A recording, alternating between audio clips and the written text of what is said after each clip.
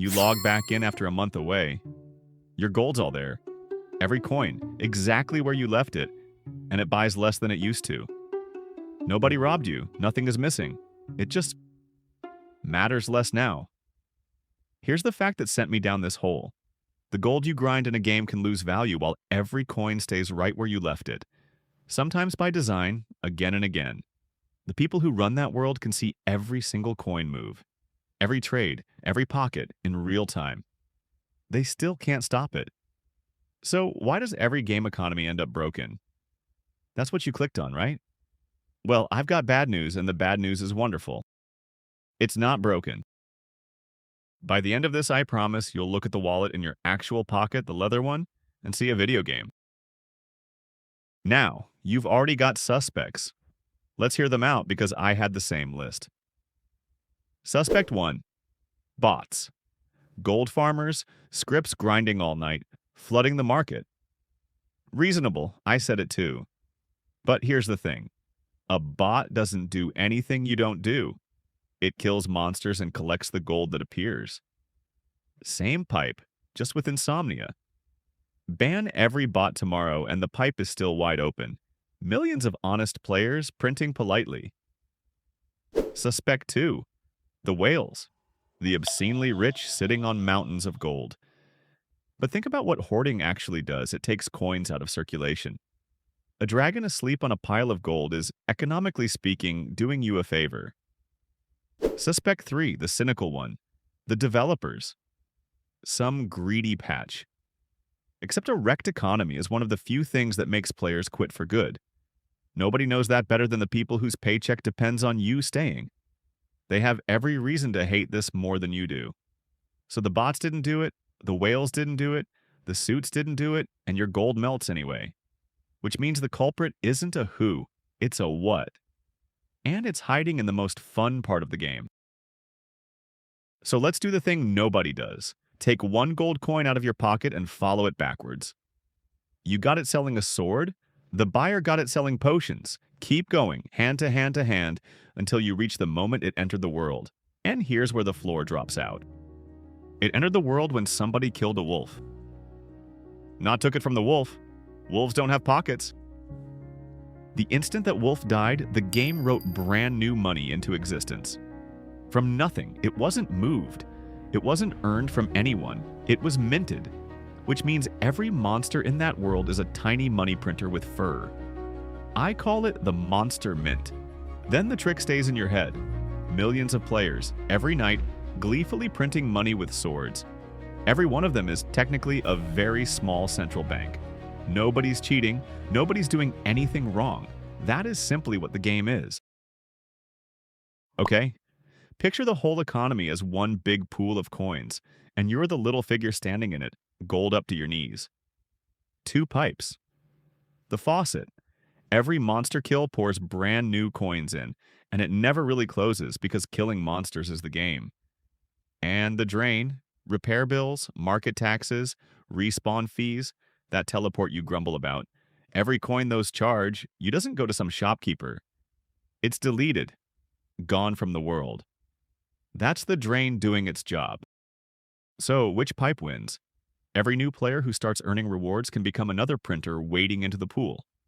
Every veteran kills faster this year than last, so the same hour of grinding mints more than before. The faucet widens all by itself, just from people enjoying themselves. The drain doesn't. More gold chasing the same swords means every coin is worth a little less and your pile melts.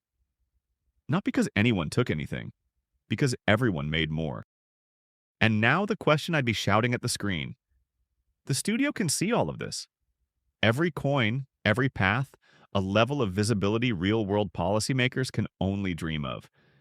They can rewrite physics. Why don't they just turn the faucet down? You're half a step ahead of me already, aren't you? Because the faucet is the fun. That burst of coins from a dead monster is the reward. It's the reason you swung. Turn it down, and tonight the game feels stingy so that next year the economy is healthy. Very few players log off happy about that trade. The faucet is joy, the drain is pain, and very few people line up to vote for pain. Now, step out of the pool with me.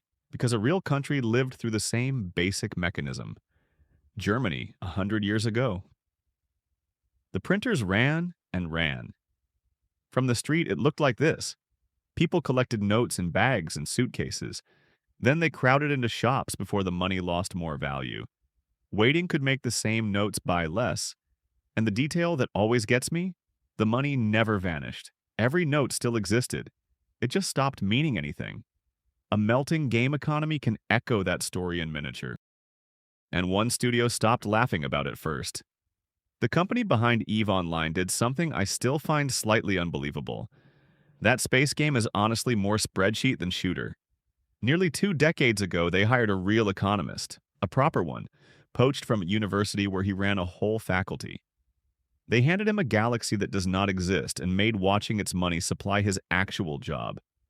They began publishing economic reports for it. Real charts.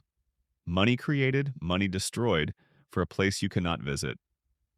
My favorite part, one of the most dramatic drains in that galaxy is war.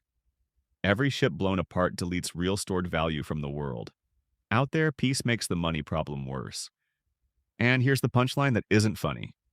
Even there, with a professional watching every single coin, inflation still finds a way. There's a browser-born fantasy world that has run the same economy for over 2 decades, where players treat the market like a second job.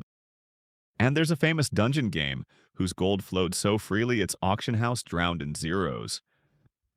The studio eventually tore the whole marketplace down. Their stated reason was almost tender.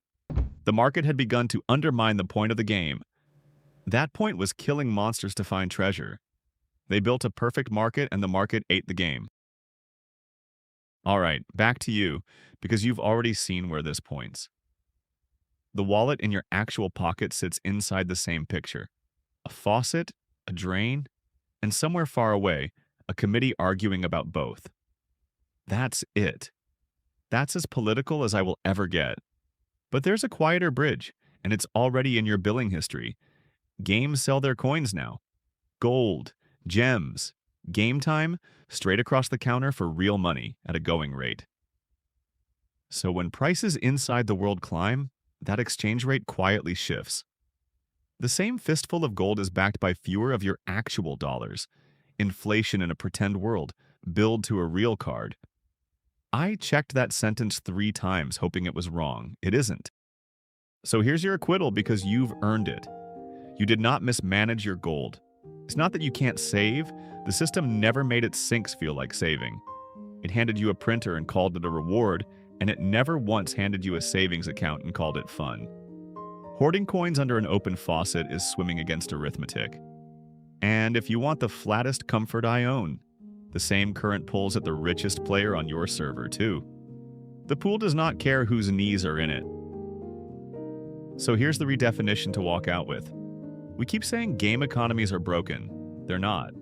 They never failed to copy the real one, they copied it perfectly and ran it in fast forward. A country can spend a century choosing between joy today and stability tomorrow. Your game remakes that choice every patch cycle. Print for joy or drain for pain. It keeps landing on the same answer for the same reason. Because money, real or pixel, was never a thing you store. Money is a promise everyone is making at the same time. When new promises multiply faster than the world behind them, each one can carry less. Your goal didn't melt because the game failed. It melted because the game worked. I'm Domino. One idea tips over. Let's watch what else falls. See you at the next tile.